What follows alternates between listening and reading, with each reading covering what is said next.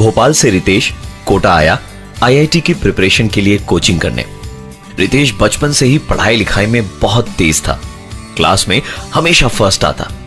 दिन का सारा वक्त उसका पढ़ाई लिखाई में चला जाता, इसलिए उसके ज्यादा दोस्त नहीं थे। दोस्त के नाम पर जानने वाले तो बहुत थे, पर सच्चा दोस्त सिर्फ एक या दो ही थे। कोटा आने के बाद रितेश की बातचीत अपने सभी दोस्तों से प्राय बंद हो गई, पर देर रात गए कोटा में बने नए दोस्तों से व्हाट्सएप ग्रुप में पढ़ाई की बातें होती रहती। देर रात तक व्हाट्सएप पर बात करते करते कब उसकी आंख लगी उसे पता ही नहीं चला। सुबह उठकर फोन देखा तो घड़ी में 11 बज चुके थे।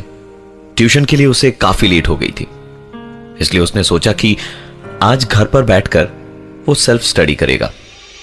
रितेश इस वक्त पढ़ाई कर ही रहा था कि अपने दोस्त से एक सवाल डिस्कस करने के लिए उसने अपना फोन चार्ज से निकाला। फोन की होम स्क्रीन पर एक पिक्चर देख उसकी आंखें अटक गई। यह पहली बार था जब रितेश को इस घर में हल्के से डर का एहसास हुआ। उसके फोन की होम स्क्रीन पर तस्वीर थी खुद रितेश की, वो भी सोते हुए। रितेश को अच्छी तरह से याद है कि उसने कोई भी ऐसी फोटो नहीं ली थी, और दूसरी बात, उसके इस एक रूम के फ्लैट में उसके अलावा दूसरा कोई नहीं रहता था। इस बात को ज्यादा इंपॉर्टेंस ना देते हुए उसने गैलरी में जाकर फोटो डिलीट करी और वॉलपेपर चेंज करके नहाने चला गया। आज का पूरा दिन उसने पढ़ाई करने में ही निकाल दिया और रात को जल्दी सोने चला गया ताकि अगले दिन फिर से ट्यूशन मिस ना हो जाए। उसने अपना फोन साइलेंट मोड में किया कि तभी रात के 1 बजे उसका फोन बज उठा।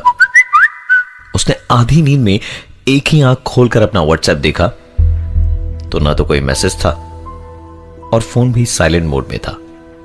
तो फिर यह आवाज कैसे आई? इसे अपना वहम मानकर उसने फोन साइड में रखा और सोने लगा कि तभी फिर से ना कोई मैसेज, ना कोई अपडेट, ना ही कोई नोटिफिकेशन, और फोन अभी भी साइलेंट मोड में। परेशान होकर उसने अपना फोन स्विच ऑफ किया और सोने की कोशिश करने लगा कि ठीक तभी उसके कानों के पास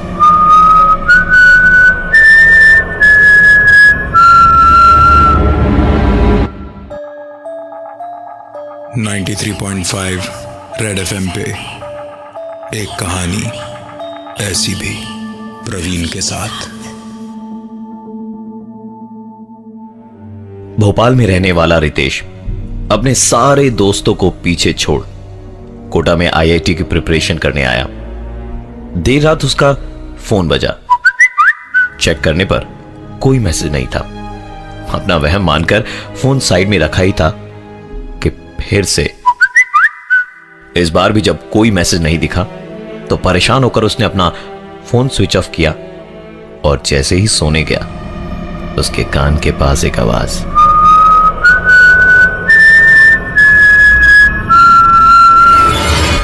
रितेश अपने बिस्तर से उठकर बाहर भागना चाहता था, पर वो अपनी जगह से हिल भी नहीं पा रहा था।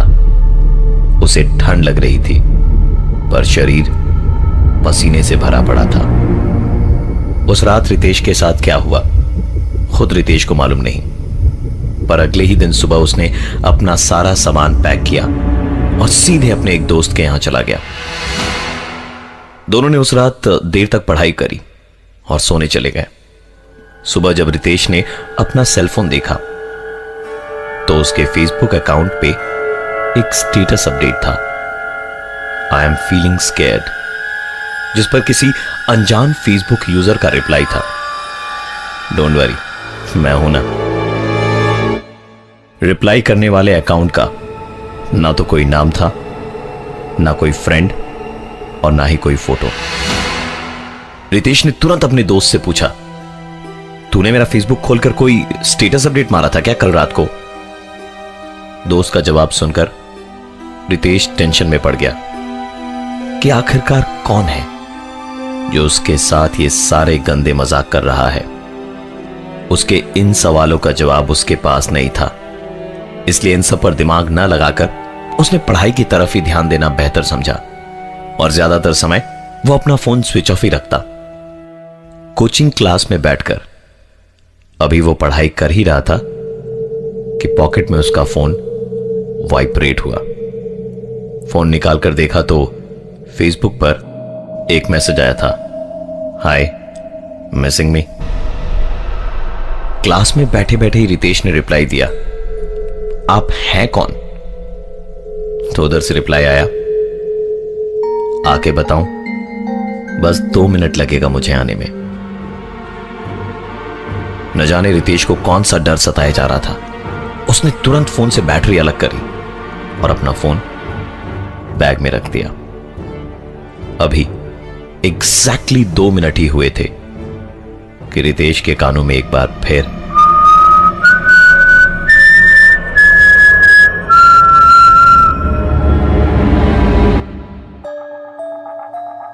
93.5 रेड एफएम पे एक कहानी ऐसी भी, प्रवीण के साथ।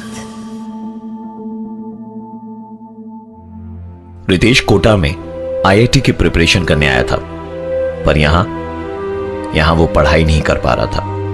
देर रात उसका फोन बज उठता, लेकिन फोन पे ना तो कोई मैसेज होता ना कोई नोटिफिकेशन। फेसबुक पर कोई अनजान आदमी उसे मैसेज करता। परेशान होकर वो अक्सर अपना फोन स्विच ऑफ रखता, पर उसका भी कोई फायदा नहीं हो रहा था, क्योंकि जब फोन बंद होता तो आवाज उसके कानों में आती। एक दिन रितेश अपने लैपटॉप से ऑनलाइन गया। फेसबुक खोलने पर ना ही उस अनजान आदमी के कोई मैसेजेस थे और ना ही उसका कोई प्रोफाइल। रितेश ने तुरंत अपना फोन स्विच ऑन करके जब फोन से फेसबुक चेक किया तो वो प्रोफाइल, मैसेजेस, सब कुछ वैसे का वैसे ही था। उसने तुरंत फोन स्विच ऑफ कर दिया, क्योंकि हो ना हो गड़बड़ी उसके फोन में ही थी। अगले दिन फोन एक्सचेंज करके उसने एक नया फोन ले लिया। फोन स्विच ऑन किया तो ऑपरेटर के 4-5 मैसेजेस आए, जीपीआरएस सेटिंग्स और इंटरनेट ऑफर्स को लेकर, और साथ ही एक फेसबुक का मैसेज, नया फोन मुबारक हो। उसने तुरंत अपना फोन स्विच ऑफ किया और सोचने लगा कि जो चीज उसके फोन पर होती है वो लैपटॉप पे नहीं हो रही। इसका मतलब लैपटॉप ठीक है पर फोन नहीं, और फोन चेंज करने के बाद भी अगर चीजें हो रही हैं तो इसका मतलब है फोन नहीं, सिम कार्ड में कुछ खराबी है। रितेश ने अपना फोन स्विच ऑन किया और अपने ही नंबर की डिटेल सर्च करी। पता चला कि उसका यह नंबर किसी प्रवेश का था। उसने अपना लैपटॉप ऑन करके गूगल पर प्रवेश plus Kota plus engineering plus mobile number type करा तो सर्च रिजल्ट्स चौंकाने वाले थे। Young bright student ends life, succumbs to academic pressure, ये थी हेडलाइन। पूरी स्टोरी पढ़ने पर पता चला कि यह प्रवेश की सुसाइड की खबर थी, जो इंजीनियर नहीं बनना चाहता था, पर मां बाप और कोचिंग का प्रेशर इतना ज्यादा था कि उसने सुसाइड कर लिया। रितेश इस खबर को पढ़ ही रहा था कि उसका फोन बजा। मैसेज फेसबुक पर था, उसी फेसबुक यूजर का। Very smart.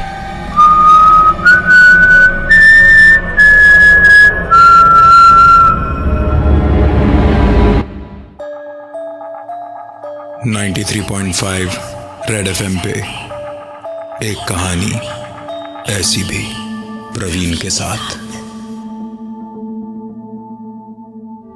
रितेश कोटा में आईआईटी की प्रिपरेशन करने आया। उसके फोन पे देर रात मैसेज टोन बजती। चेक करने पर कोई मैसेज नहीं होता। फेसबुक पर कोई उसे मैसेजेस भेजता, जो कि सिर्फ फोन से ऑनलाइन होने पर उसे दिखाई देती, ना कि लैपटॉप से ऑनलाइन होने पर। फोन चेंज करने पर भी जब चीजें जारी रहीं तो पता चला कि नंबर में ही कुछ गड़बड़ है। एक टाइम में यह नंबर किसी प्रवेश का था जो इंजीनियर नहीं बनना चाहता था, और पढ़ाई लिखाई के चक्कर में उसने प्रेशर में आकर सुसाइड कर लिया। रितेश ने यह नंबर डीएक्टिवेट कराकर सिम कार्ड कंपनी में लौटा दिया और एक नया सिम कार्ड ले लिया। नए नंबर के आने के बाद रितेश के साथ यह सारी घटनाएं बंद हो गई थी।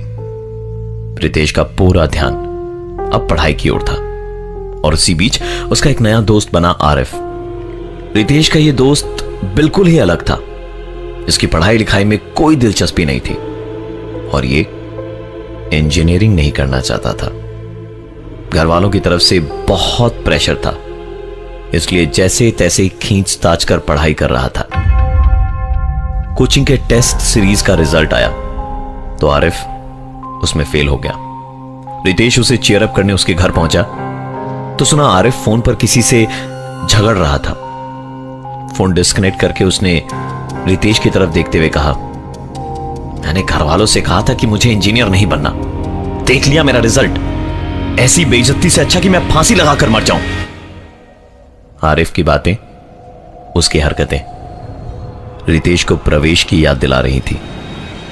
जब जब रितेश इस शहर में खुद को अकेला महसूस करता,